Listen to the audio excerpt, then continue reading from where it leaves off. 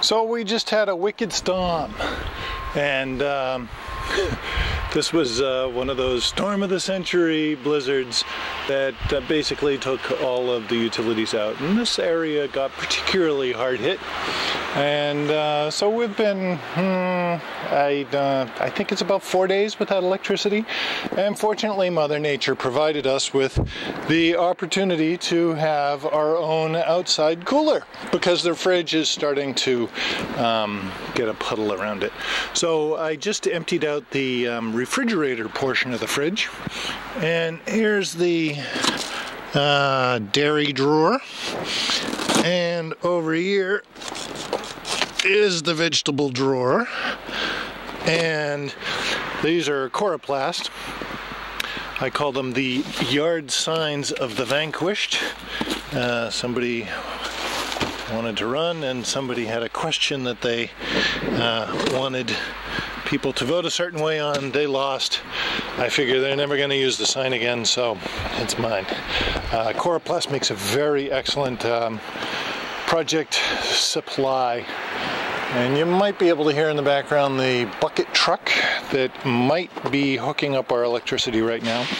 This here is a plastic tub, and there we go. So inside there is all the stuff that looked like it was actually usable and worth saving. There is in there an awful lot of hot fudge and some other interesting things. A lot of homemade jams. People seem to be happy to give those to us, and we seem to have about half of the thing before somebody else gives one.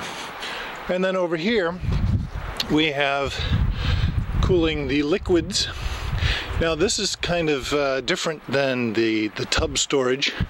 Basically with these you get direct snow to food contact. So this is a more effective way of cooling and maintaining the cold temperature, because the snow and the contents of the bottles will get an equilibrium where eventually the contents of the bottle will get as cold as the snow around them. In the other ones, in these tubs here, there's air in there, and the air doesn't hold the temperature quite as well as liquid. But in particular with this tub over here, there was a lot of paper packaging, like eggs and stuff like that, that I didn't want to get soaked by just stuffing everything into the snowbank. So this is the refrigerator, and I'm going to go see if there's any hope for the freezer now.